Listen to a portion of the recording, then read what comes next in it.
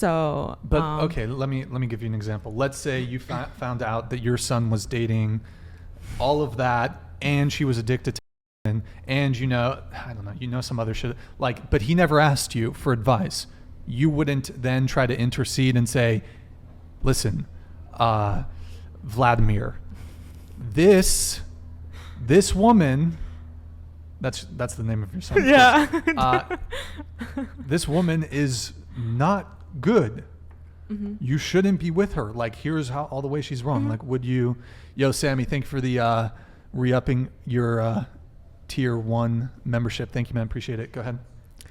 I don't think it's my place to say what choice the person has to have. That's your son, though. Yeah, it's my son, and that means I'm a bad mother if whatever the values I put in him made him choose that kind of a person. Well, sure.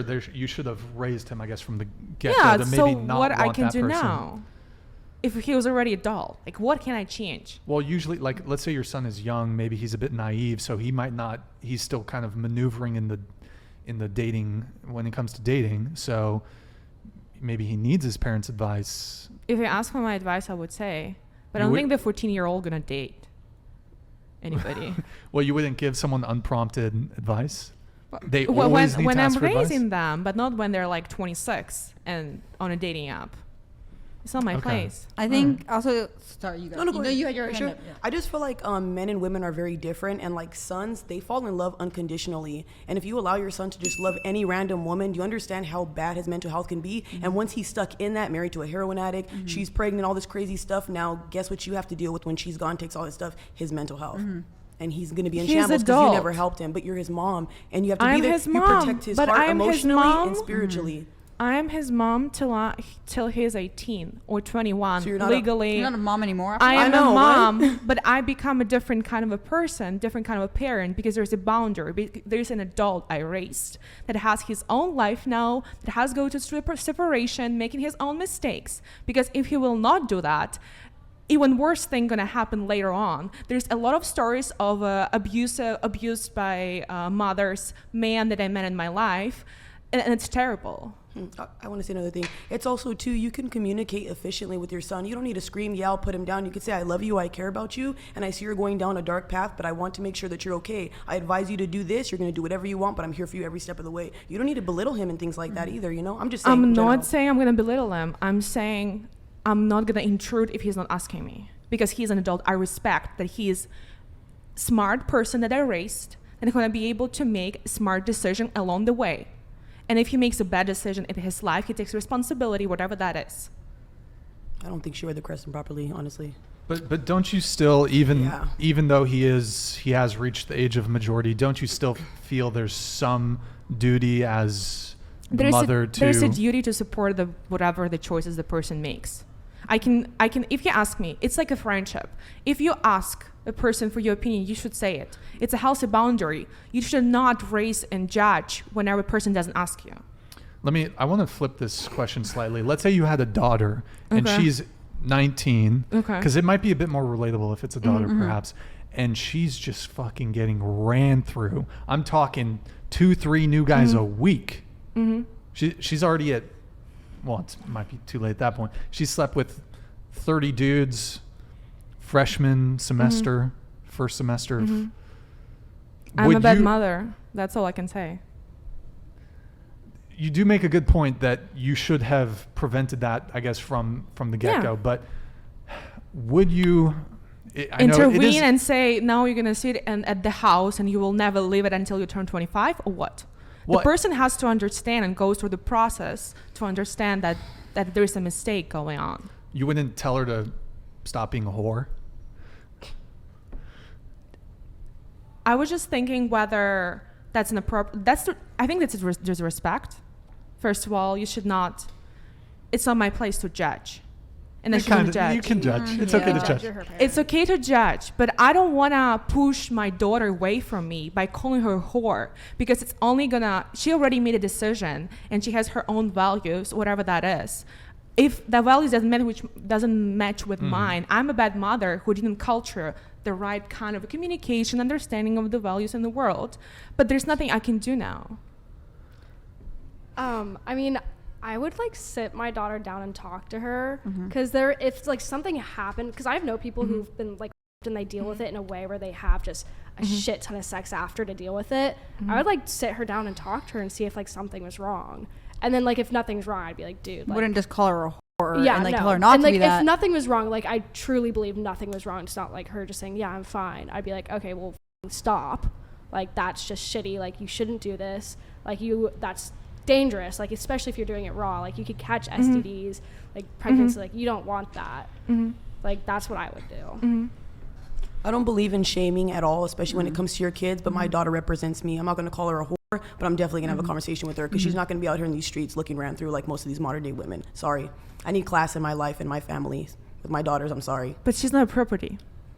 She's my daughter. She's your daughter. She's not your property. And I want her to be okay. And at the end of the day, girls who get ran through, I see them all over line complaining and crying how they're unfulfilled, men don't love them, and they're used and abused. I don't want that for my daughter. I want her to feel valuable and worth something. And she's gonna go, if she goes down that path, she's gonna feel just like all these girls complaining and boo-hooing on this internet. I'm good. I need a queen, baby. I need a queen. Maybe it's an interesting question, because he's already dating her in the scenario that the super chat gave. He's already dating her. So I don't know. It's more so like, would you attempt to guide them to the right place? If there's a possibility that I will not attend the wedding by showing that I don't support that kind of a marriage. But again, it's not my place to raise a voice and say, you're a bad son now because you choose that woman. Because he's not my object, he's not my property. I raised the person, a human being. Now he's out in the world and he's making his own decision because he has a right to do that. It's a freedom of choice. And I don't want to disrespect him, because I think if I raise that person, I raise the person in a good way. So that means I just respect myself when I start to say, oh, you are nobody because you can't make a right choice, and I'm going to tell you what choice you have to make. I can see. I mean, you're basically saying that your son has agency. Yeah. And they're going to make their own decisions. I guess I think maybe the issue that some of the people here are having is that you would wait for him to ask for your advice, whereas I think a lot of us here, if we saw our son or our daughter with a partner that was clearly bad for them, but for whatever reason they were just, sometimes when love is involved, it makes things complicated, we would initiate that conversation. We wouldn't wait for advice. We would say, we would try to preemptively say, hey, this person's not good for you. Okay. I think you have like a fear of maybe like losing your kid and stuff like that. But again, if you talk to them, it'd be a different scenario. Like, I don't think you have to like, I'm not trying to force my kid to do things, but if you tell them ahead of time, they'll be well aware of that. And like me personally, if I was doing something dumb, drinking, whatever, and like say you guys are my friends, I might not know in that moment that I'm wrong. I might not know I'm doing anything wrong, but I would love one of you guys to be like, hey girl, you know what? You're messing up. Hey girl, you haven't been paying your rent. Hey girl, you've been fucking up on me. I love people who can critique me and help me be better. You're not going to help your child be better at all. Can I reframe the question? Go ahead. Imagine you have a husband. Okay. And he wants to invest all your money in a very shitty, awful project. And like, you know, it's not going to turn success, but like he believes in that. Like he knows that's going to be success. Like that's the only thing he wants. Would you say to him, would you stop him from investing the money? That's a whole different thing. And no, it's not. It's not. It's for your husband. It's a whole different thing. You are family. I will invest in my child. That's not putting him in danger. That's going to help build his thing. And whose money is it? Mine. So if I lose that, it's my money or our money technically. No, you're that's saying. That's a whole different, baby. You put a whole different ballgame. No. Kids and then a project. Yeah, you went to a whole girl. You're like taking this whole different level. You can talk about Skittles and chocolate now? What are you talking about? Come on now. No, you distinguish. Stop it. You don't let me say, first of all. Let me say. There's a difference for you between a separate unity and your child. But I don't think there is a difference. I think you should respect your child as much as you respect your husband, especially we're talking about adult son.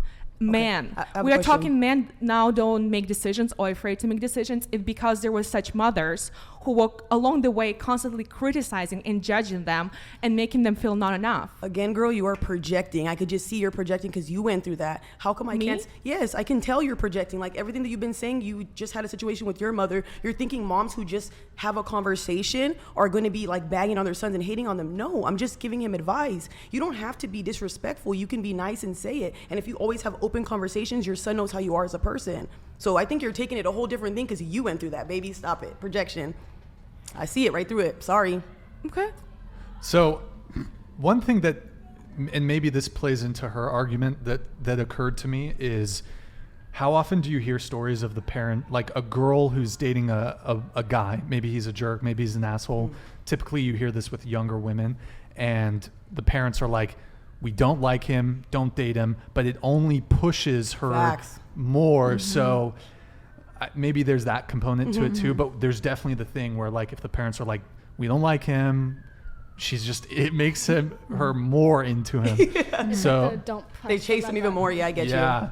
Yeah, there's definitely girls where, like, if their parents are like, don't, go ahead. I agree, but that's why I say if you have a healthy conversation and you're not bagging on the person they're with, just say, you know what, I care about you, I love you, this is not something I would want for myself, but I'll be with you every step of the way, and I hope that you would take a different route. Because I feel like when you bag on them and tell them don't constantly, they're eventually going to steer right to it. So I think it depends on the conversation, how you go about it.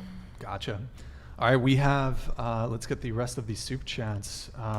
We have Eric Chilson with the $10 soup chat.